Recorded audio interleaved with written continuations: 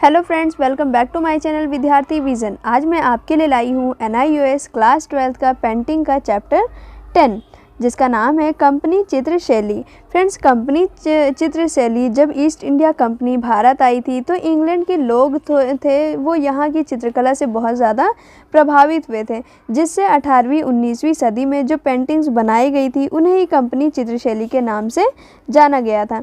आइए हम इस चैप्टर को स्टार्ट करते हैं और देखते हैं कंपनी चित्रशैली में कौन कौन सी चित्रकलाएँ हैं जिनके बारे में हमें जानने को मिलेगा। अब प्रस्तुत पाठ में हम कंपनी चित्रशैली के बारे में जानेंगे। 18वीं सदी के उत्तरार्ध में, यानी कि जब 18वीं सदी की स्टार्टिंग हुई थी, तब ब्रिटिश ईस्ट इंडिया कंपनी ने दक्षिण एशिया में अपने प्रभाव का विस्तार किया था। फ्रेंड्स, आप जानते हैं कि 1600 में ही कोलकाता में ईस्ट इंडिया कंपनी भारत आई थी। इस समय कंपनी के अनेक कर्मचारी इंग्लैंड से भारत आए थे। कलाकार, कवि, लेखक, नर्तक एवं संगीतकारों को अब तक राज दरबारों में संरक्षण प्राप्त था, पर अब वे भी अपने जीवन यापन के लिए नए अवसर तलाशने हेतु दूर चले गए। अंग्रेज भारत के जन सामान्य यानी कि लोगों की विविधता से आकर्षित हुए थे। वे यहाँ की शानदार ऐतिहासिक इमारतों तथा सुंदर प्राकृतिक दृश्यों से भी बहुत ज़्यादा प्रभावित हुए थे। यहाँ पे फ्रेंड्स अंग्रेज़ों के बारे में बता रहे हैं कि जब अंग्रेज़ इंग्लैंड से भारत आए थे तो उन्हें हमारी चित्रकलाएँ पसंद आई थी। यहाँ की विविधता कितनी ज़्यादा मशहूर थी जो उन्हें पसंद आई थी। शानदार ऐतिहासिक बड़ी बड़ी जो भारत में इमारतें थे वो उन्हें बहुत ही ज़्यादा प्रभावित करते थे। वे इन सुंदर छवियों को पा लेना चाहते थे। वे इन्हें यादगार एवं निशानी के तौर पर इंग्लैंड में बसाना चाहते थे। रिश्तेदारों एवं मित्रों के लिए एकत्रित ये करना चाहते थे, लेकिन उनमें से अधिक के पास इतने संसाधन नहीं थे कि वे इन विषयों पर ब्रिटिश कलाकारों द्वारा बनाई गई कलाकृतियों को खरीद सके। अतः उन्होंने भारतीय चित्रकारों को अपने पसंदीदा विषयों पर चित्र बनाने के लिए प्रेरित किया। जो इंग्लैंड के लोग थे उन्होंने भारतीयों की चित्रकारों को बनाने के लिए प्रेरित किया। भारतीय चित्रकारों ने आय के एक नए अवसर का स्वागत किया, यानी कि जब वहाँ से इंग्लैंड से लोग यहाँ पे भारत में आए थे, लोगों ने चित्रकलाएँ बनाना शुरू किया था, तब भारतीयों के लिए एक नया अवसर आ गया था आय के रूप में, यानी कि कमाने का उन्हें एक नया जरिया मिल चुका था। वे नए ब्रिटिश संरक्षणों के लिए सराहनीय कार्य करने लगे थे। ब्रिटिश संरक्षणों ने भी शीघ्र यह समझ लिया था कि उनके प्रिय विषयों पर भारत के चित्र अधिक सटीक और प्रभावशाली ढंग से चित्रकारी कर सकते हैं, यानी कि उन्हें ये उम्मीद थी कि जो भारत के लोग थे वह बहुत अच्छे से चित्रकारी कर सकते हैं, क्योंकि वे यहाँ के परिवेश से पूरी तरह से परिचित है। यानी कि जो भारतीय हैं, जाहिर सी बात है जो जहाँ का है वहीं को उसके बारे में ज़्यादा नॉलेज होगा। तो जैसे भारतीय हैं, भारत में रहते थे तो उन्हें उसके बारे में ज़्यादा ही नॉलेज थी। तो इंग्लैंड का मानना था कि जितने अच्छे से भारतीय भारत के चित्रों को बना सकते हैं उतना अच्छा इंग्लैंड के लोग नहीं बना सकते।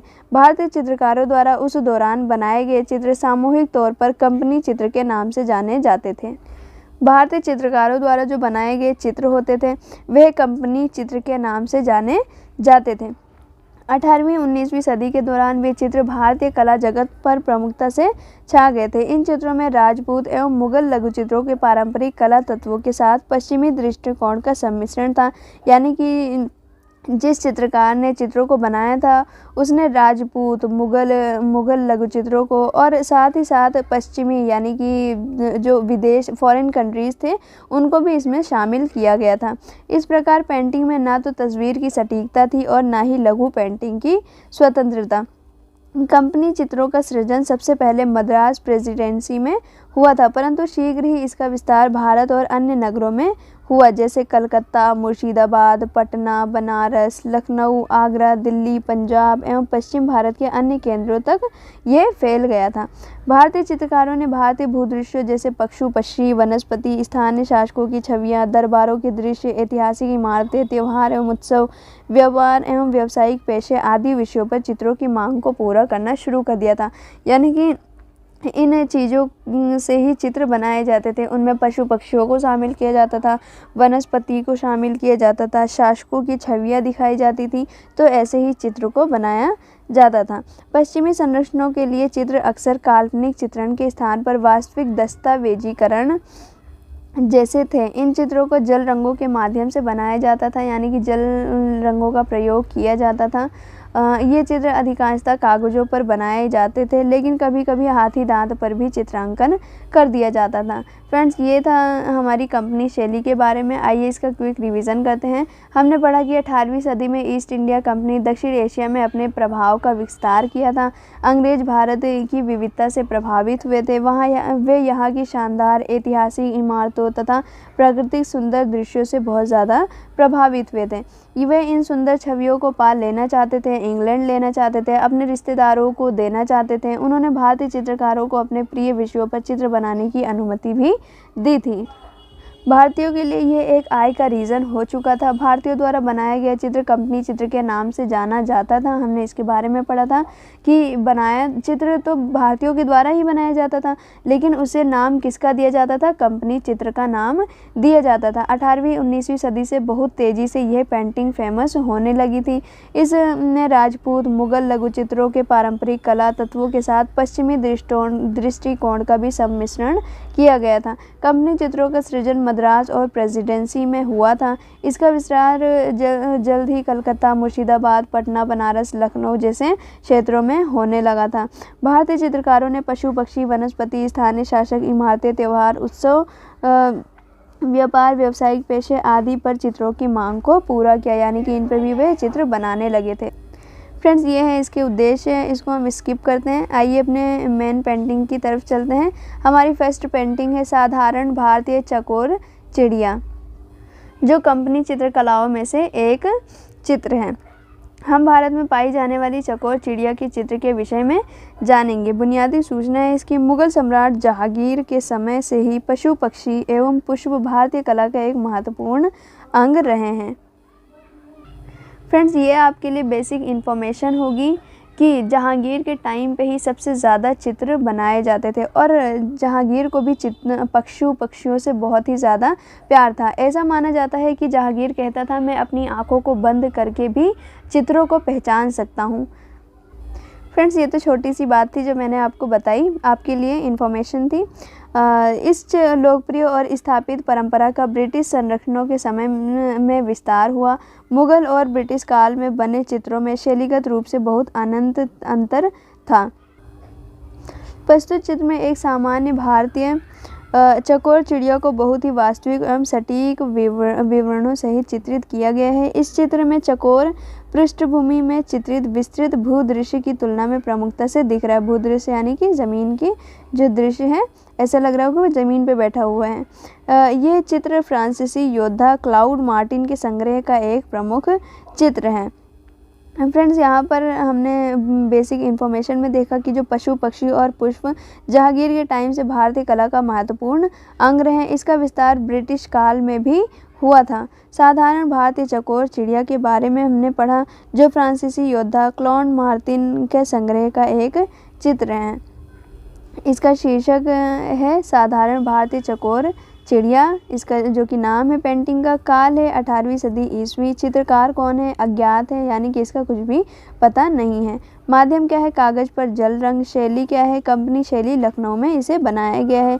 संग्रह है मेट्रोपॉलिटन म्यूजियम, न्यूयॉर्क में इसे संग्रह किया गया है। सामान्य विवरण है, कंपनी शैली में बने चित्रों में वनस्पति एवं पशु पक्षियों पर बनाए गए चित्र उच्च कोटि के हैं। फ्रेंड्स, यहाँ पर हमें बताया गया है कि कंपनी शैली में जो वनस्पति और पशु पक्षियों के चित्र बनाए जाते थे वो हाई स्टैंडर्ड के थे। जैसे साधारण चकोर चिड़िया का यह चित्र उनमें से एक है। इस चित्र में चित्रकारों ने महीन विवरणों पर विशेष ध्यान दिया है। चिड़िया के प्रत्येक पंख में बारीकी से रंग भरकर उसकी ब्रह्म रेखा, यानी कि जो बाहरी रेखा है, उसको अंकित की गई है। शरीर के धब्बों एवं चिन्हों को चित्रित किया गया है। काले एवं भूरे रंग, अनेक छटाओं, सुंदरता से प्रयोग किया गया है। फ्रेंड्स, यहाँ पर आपने देखा कितने महीन मतलब विशेष ध्यान दिया गया है, महीन विवरण दिए गए हैं। चित्र के प्रत्येक पंख में बारीकी से रंग भरा गया है। जो बाहरी रेखा है उसको अंकित की गई है। शरीर के धब्बों एवं चिन्हों को चित्रित किया गया है। काले एवं भूरे रंगों का प्रयोग किया गया है सुंदर ढंग से। आँखों को घेरता हुआ चमकदार वृत्त चित्रित है तथा पैरों की सतह का खुरदरापन दर्शाते हुए समानांतर रेखाओं की पुनरावृत्ति की गई है। भूदृश्य जिसमें चिड़िया खड़ी है, चिड़िया से छोटे पैमाने पर अल्प विवरण के साथ बनाया गया है। कंपनी शैली में इस प्रकार के चित्रों का मुख्य उद्देश्य है ब्रिटिश दर्शकों के लिए नई प्रजाति का पूर्ण विवरण चित्रित करना। यानी कि जो कंपनी थी ना, वो एक अलग ही चित्र बनाना चाहती थी, अलग ही दृश्य देना चाहती थी, बहुत ही मशहूर हाई स्टैंडर्ड का मतलब चित्र करना चाहती थी। हालांकि हुआ भी ऐसा, जो कंपनी चित्र शैली थी वो बहुत ही ज़्यादा फेमस भी हुई थी। यह चित्र 18वीं सदी ईस्वी में लखनऊ में एक फ्रांसीसी सैनिक एवं कला संरक्षण क्लाउड मार्टिन के चित्र संग्रह से लिया गया है। यह चित्र कागज पर जल रंग से बनाया गया है। चित्र चिड़िया के हूबहू चित्रण हेतु ठेठ पश्चिमी जल रंग तकनीकी का प्रयोग किया गया है। यानी कि इस चित्रों को बनाने के लिए पश्चिमी जल रंग तकनीक का प्रयोग किया गया है, जिसमें ब्रश के बेधड़क संघात एवं कोमल रंग छटाएं प्रयुक्त की गई हैं। इन चित्रों का आकार छोटा रखा गया है ताकि उन्हें एल्बम में रखा जा सके। यानी कि इस चिड़ियों को उसी आकार से बनाया गया है कि इसे संग्रहित करके आसानी से एल्बम में रखा जा सके। पृष्ठभूमि यानी कि जो बैकग्राउंड है वह गहराई का आभास लाने हेतु रंग की छटाओं का एक क्रमिक आरोह अवरोह रखा जाता था। फ्रेंड्स, इस चित्र को देखकर आपको भी लगता होगा कि कंपनी चित्रशैली कितनी हाई स्टैंडर्ड की चित्रकला बनाया जाता था। आइए इसका क्विक रिवीजन कर लेते हैं। कंपनी शैली पशु पक्षियों और वनस्पति पर बनाए गए चित्र हाई स्टैंडर्ड के होते थे। साधारण चौकोर चिड़िया का चित्र इन चित्रों में से एक है। चित्र में महीन चीज़ों पर ध्यान दिया गया है। चिड़िया के पंख में रंग भरकर उसकी बाहरी रेखा अंकित की गई है। शरीर के धब्बों और चिन्हों को चित्रित करने के लिए काले और भूरे रंगों का प्रयोग किया गया है। आप फ्रेंड देख सकते हैं इस तरह से किस तरह से छोटे छोटे चित्रों का प्रयोग किया गया है, काले रंगों का प्रयोग किया गया है, भूरे रंगों से इसको भरा गया है ना। फ्रेंड्स, ये थी साधारण भारतीय चकोर चिड़िया। आइए इसके पाठगत प्रश्न को सॉल्व करते हैं। इसमें हमें मिलान करना है। फर्स्ट शैली है, शैली कौन सी है? कंपनी शैली बनाया गया है। रंग कौन सा है? भूरा भरा गया है। माध्यम कौन सा है? जल रंग, रंगों के साथ जल का भी प्रयोग किया गया है। तकनीक क्या है? विशिष्ट पश्चिमी जल रंग का प्रयोग किया गया है। और संग्रह क्या है?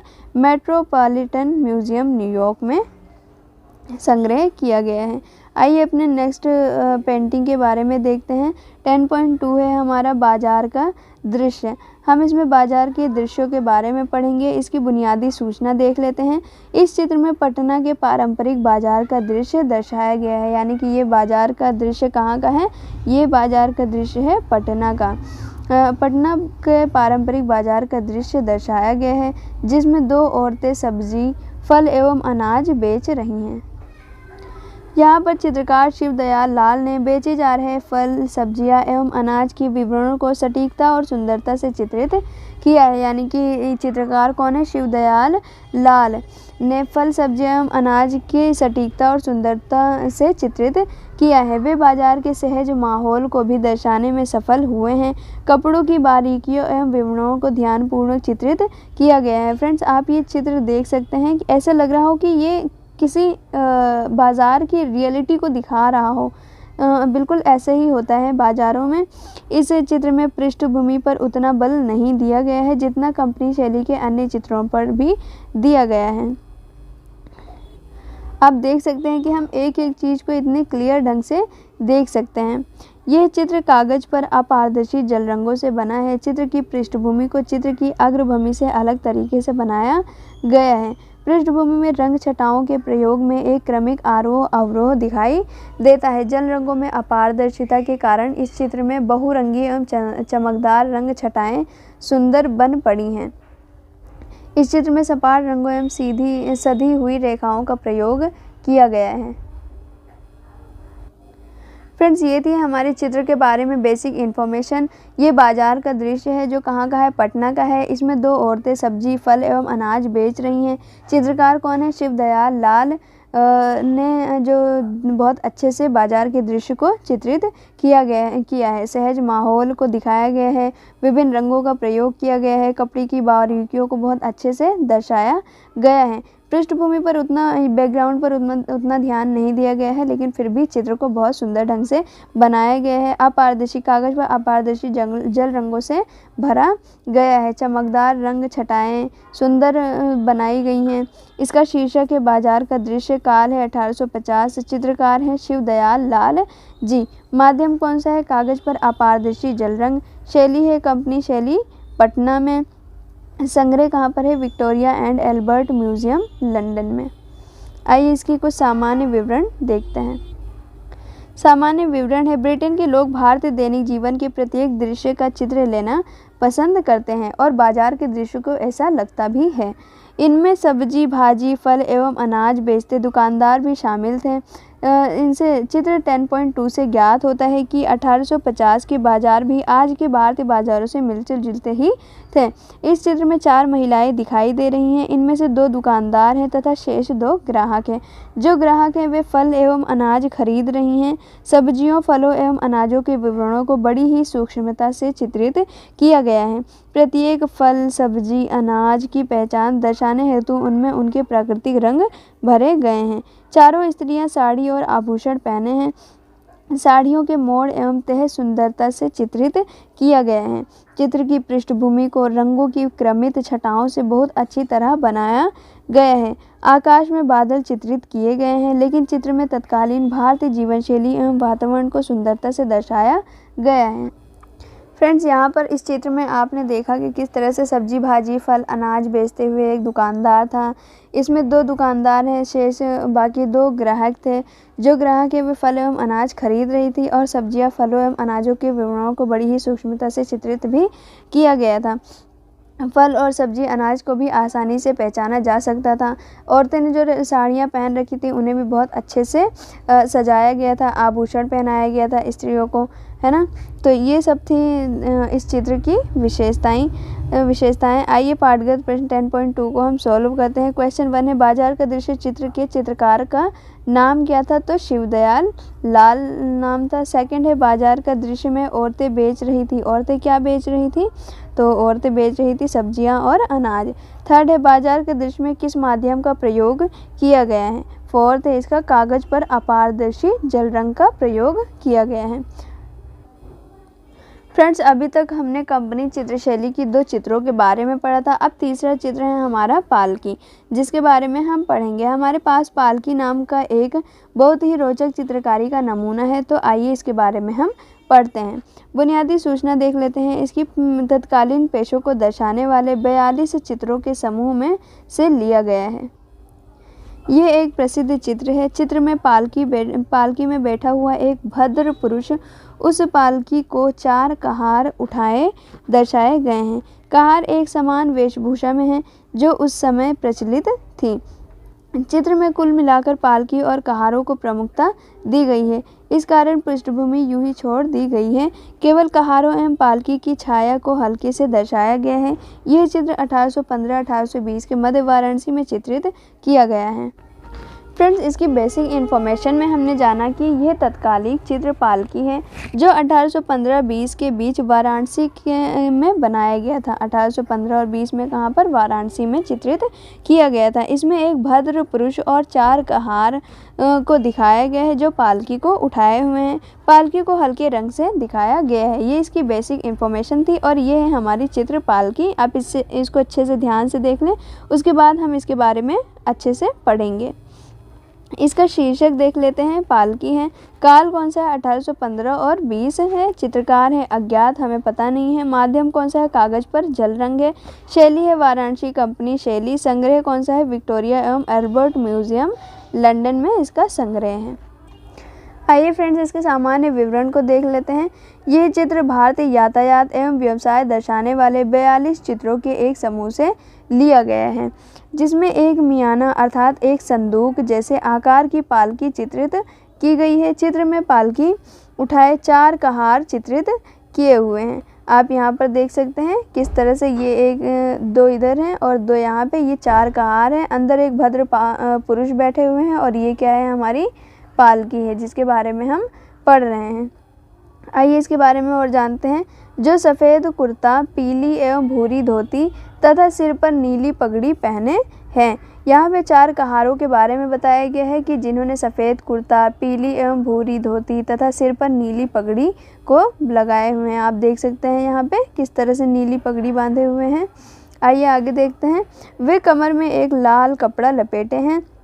चित्र में उनकी वेशभूषा के संपूर्ण विवरण अंकित किए गए हैं कि वह पालकी का भार उठाए तालबंद यानी कि लाइन अकॉर्डिंग वाइज, जैसे लाइन वाइज नहीं चलते तो उसे ही तालबंद कहा जाता है। तालबंद गति से चल रहे हैं। पालकी को सौंदर्यपूर्ण यानी कि सुंदर ढंग से बनाया गया है। पालकी में तकिए का सहारा लेकर बैठे भद्र पुरुष के कपड़ों एवं उनके डिजाइनों पर प्रमुख रूप से ध्यान दिया गया है। चित्र की पृष्ठभूमि पर अधिक ध्यान नहीं दिया गया। पालकी और उसे उठाए कहारों की परछाइयों से भूमि का आभास होता है। चित्र इंडो यूरोपियन जल रंग तकनीक से कागज पर चित्रित किया गया है।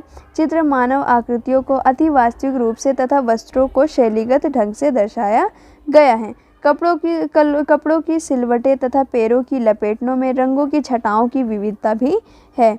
पालकी के ज्यामितीय आकार का रेखांकन महीन रेखाओं की सहायता से अत्यंत सटीकता से किया गया है। महीन से महीन विवरण पर ध्यान दिया गया है। फ्रेंड्स, आपने इसमें पढ़ा कि 42 चित्रों में से एक चित्र है जिसमें 4 कहार है जो सफ़ेद, पीली एवं भूरी धोती बांध पर नीली पगड़ी है। वह पालकी को उठाए हुए लाइन वाइज चल रहे हैं। बहुत ही सुंदर ढंग से दिखाया गया है। भद्र पुरुष पालकी के अंदर तकिए के सहारे टेक लगाकर बैठे हुए हैं। उनके कपड़ों को बहुत अच्छे से डिज़ाइन किया गया है। बैकग्राउंड पर इतना ध्यान नहीं दिया गया है, लेकिन परछाई से पता चलता है कि इसके बैकग्राउंड भी बनाया गया है। इंडो यूरोपियन जल रंग तकनीक से कागज पर यह चित्रित किया गया है। ज्यामितीय आकार का रेखांकन भी किया गया है और विभिन्न रंगों का प्रयोग भी किया गया है। फ्रेंड्स, हम इस चित्र के बारे में, पालकी चित्र के बारे में पढ़ रहे थे। इसके बारे में हमने जान लिया है। आइए हम इसके पाठगत प्रश्न को सॉल्व करते हैं। क्वेश्चन 1 है, पालकी से आप क्या समझते हैं? तो पालकी का अर्थ है म्याना, का अर्थ है पालकी। म्याना का अर्थ क्या है? पालकी। सेकंड है, पालकी चित्र शैली का नाम लिखिए। तो वाराणसी कंपनी शैली है। पालकी कहाँ पर? वाराणसी में बनाई गई थी और वाराणसी कंपनी शैली। तो थर्ड है, पालकी चित्र में पालकी कहारों ने किस तरह के वस्त्र पहने हैं? कुर्ता, धोती एवं पगड़ी नीली पीली कलर के हैं। फोर्थ है, पालकी चित्र किस काल में बनाए गए थे? तो 1815 और 20 में बनाए गए थे। फ्रेंड्स, यहाँ पर हमारा चैप्टर कंप्लीट हो गया है। आइए देखते हैं कि हमने क्या सीखा। राजपूत और मुग़लों की चित्रकला के बारे में हमने देखा था कि ब्रिटिश जो कंपनी थी उसके साथ मिश्रित की गई थी। ब्रिटिश संरक्षण के तहत उभरी चित्रकला की कंपनी शाखा क्या थी? शैली। चित्रकारी संग्रह हमने इसमें पढ़ा था बाजार दृश्य के बारे में, साधारण भारतीय चकोर चिड़िया के बारे में और पालकी के बारे में हमने पढ़ा था। बाजार दृश्य कंपनी शैली थी पटना, कंपनी शैली लखनऊ थी साधारण भारतीय चकोर चिड़िया की, पालकी की कंपनी शैली थी वाराणसी। यानी कि पालकी चित्रकला कहाँ पर बनाई गई थी? वाराणसी में। और साधारण भारतीय चकोर चिड़िया कहाँ पर बनाया गया था? लखनऊ में। और बाजार दृश्य कहाँ पर? पटना में बनाई गई थी। ये सारी क्या है? कंपनी शैली हैं। आइए इसके कुछ पाठांत प्रश्न को हम सॉल्व करते हैं। पाठांत प्रश्न का हमारा क्वेश्चन 1 है, यूरोपीय लोगों ने भारतीय चित्रकारों को चित्र बनाने के लिए क्यों प्रेरित किया था? तो 18वीं 19वीं शताब्दी में जब ईस्ट इंडिया कंपनी भारत आई थी तब यूरोपीय अधिकारी संस्कृतियाँ, भारत की संस्कृति, परंपराएं, वेशभूषा, रीति रिवाजों से बहुत ही ज़्यादा मोहित हुए थे, प्रभावित हुए थे। सेकंड है, भारतीय कलाकारों से स्थानीय जीवन, त्यौहार, भव्य महल, मंदिर, ग्रामीण दृश्य, वहाँ के लोगों को भारत की झलक दिखाने के लिए ही बहुत ही ज़्यादा प्रेरित थे। यही रीज़न है कि यूरोपीय लोगों ने भारतीय चित्रकारों को चित्र बनाने के लिए प्रेरित किया और इसी वजह से भारतीयों को एक आय का मुख्य ज़रिया मिल गया था। सेकंड देखते हैं हम, कंपनी चित्रों की विषय वस्तु क्या है? फ्रेंड्स, कंपनी चित्रों की विषय वस्तु में हम लिख सकते हैं भारतीय समाज और जीवन शैली थी, स्थापत्य और ऐतिहासिक थी, प्राकृतिक दृश्य और वनस्पति भी इसकी विषय वस्तु में आते हैं। भारतीय राजाओं और दरबार के दृश्य के बारे में ये चित्र बनाते थे। युद्ध और सैन्य परेड, पशु पक्षियों का चित्रण हम इनके विषय वस्तु में लिख सकते हैं। क्वेश्चन 3 है, कंपनी चित्रों की विशेषताएं लिखिए। स्थानीय कलाकारों की भागीदारी है इसमें, भारतीय और यूरोपीय शैली का मिश्रण भी है, प्राकृतिक रंगों का प्रयोग किया गया है, राजसी भव्यता की कमी है जिसमें शाही ठार बार दिखाई देता है। तो ये सब कंपनी चित्रों की विशेषताएं हैं जिनके बारे में हम लिख सकते हैं। क्वेश्चन 4 है हमारा, उन शहरों के नाम लिखिए जिनमें 18वीं 19वीं सदी के मध्य कंपनी चित्र बनाए गए थे। फ्रेंड्स, ये शहर मुख्य रूप से ईस्ट इंडिया कंपनी के प्रशासनिक, व्यापारिक और सांस्कृतिक केंद्र थे। जैसे उत्तर में दिल्ली, लखनऊ, बनारस और पटना थे, दक्षिण में चेन्नई, तंजावुर, मैसूर थे, पूर्व में कोलकाता, मुर्शिदाबाद और पश्चिम में मुंबई और पुणे।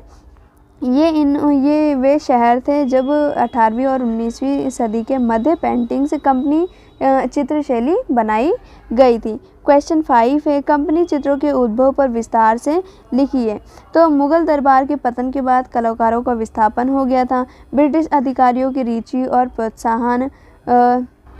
प्रोत्साहन के बारे में लिख सकते हैं कि किस तरह से जब ईस्ट इंडिया कंपनी भारत आई थी तो इंग्लैंड के जो लोग थे वो भारत से बहुत ही ज़्यादा प्रभावित हुए थे। यही रीज़न है कि कंपनी चित्रों का उद्भव में बहुत ही ज़्यादा विस्तार हुआ था। यूरोपीय चित्रकला शैली का प्रभाव बहुत ही ज़्यादा इंडियंस पे पड़ा था। क्वेश्चन 6 है, पटना में बने प्रसिद्ध कंपनी चित्र बाजार का दृश्य का संक्षिप्त विवरण लिखिए। फ्रेंड्स, आप बाजार के दृश्य के बारे में लिख सकते हैं किस तरह से टोटल 4 लोग थे, 2 महिलाएं थी जो सब्जियां खरीद रही थी, बाकी ग्राहक थे। आप इन सब चीज़ों के बारे में बता सकते हैं। क्वेश्चन 7 है, अपने पाठ्यक्रम से उस चित्र के बारे में विस्तार से लिखिए जिसमें विभिन्न प्रजातियों और पक्षियों और जानवरों को चित्रित किया गया है और जो अंग्रेजों के लिए नए थे।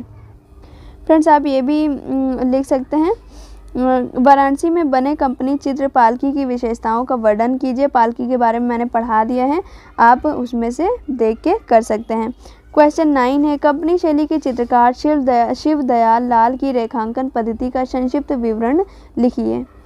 फ्रेंड्स, इसमें हम बता सकते हैं कि शेडिंग, लाइट, शेडो का यूज़ किया गया है। चेहरे के भाव, शारीरिक हाव भाव को प्राकृतिक रूप से चित्रित किया गया है। सूक्ष्म सजीव रेखांकन किया गया है। क्वेश्चन 10 है हमारा, बाजार का दृश्य चित्रकला शैली का नाम लिखिए। तो कंपनी शैली पटना में बनाया गया था। क्वेश्चन 11 है, बाजार का दृश्य चित्रकला की किस शाखा से संबंधित है? तो कंपनी शाखा पटना स्कूल से संबंधित है। क्वेश्चन 12 है, इस चित्रकला को बनाने के लिए किस माध्यम का प्रयोग किया गया है? तो कागज पर अपारदर्शी जल रंग का प्रयोग किया गया है इसमें। क्वेश्चन 13 है, पक्षी के विवरण में प्रयुक्त रंगों के नाम लिखिए। तो लाल शरीर पर चोंच, लाल रंग किस पे शरीर पर किया गया है? चोंच, पीला रंगों का प्रयोग पंख को करने के लिए किया गया है। नीला जैसे मैना और तोता के गर्दन में किया जाता है, वैसे ही पक्षी में करने के लिए नीला रंग का प्रयोग किया जाता था। हरा शरीर और पंख को करने के लिए इसका प्रयोग किया जाता था। सुनहरा रंग पंखों में चमक लाने के लिए भी किया जाता था। तो पक्षी के लिए इन रंगों का प्रयोग किया जाता था, जैसे लाल, पीला, नीला, हरा, सुनहरा, इन रंगों का प्रयोग किया जाता था।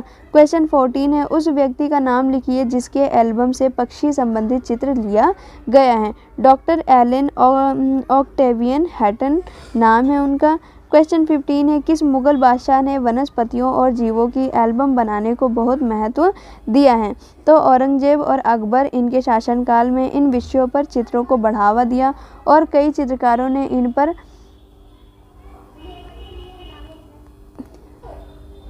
इन पर आधारित चित्रों और एल्बमों को तैयार किया। क्वेश्चन 16 में हम देख सकते हैं, इस चित्रकला के काल का उल्लेख कीजिए। तो वनस्पति और जीवों की चित्रण से संबंधित कला का प्रमुख मुगल काल था और 16वीं से 18वीं शताब्दी के बीच इस काल में अकबर औरंगजेब के समय में भारतीय चित्रकला ने बड़ी उन्नति भी की थी। फ्रेंड्स, इन सब के बारे में हम यहाँ पे लिख सकते हैं। ये क्वेश्चंस हमारे चैप्टर से ही रिलेटेड होते हैं। अगर आप एक बार अच्छे से चैप्टर्स को लर्न कर लेते हैं तो हमें इन क्वेश्चंस को सॉल्व करने में कोई भी दिक्कत नहीं आती है। फ्रेंड्स, अगर हम पिक्चर्स को बहुत क्लियरली और अच्छे से देख लें तो हम इनके बारे में बहुत अच्छे से लिख सकते हैं। यहाँ पे हमारा चैप्टर और इसके मोस्ट क्वेश्चन आंसर्स कंप्लीट होते हैं।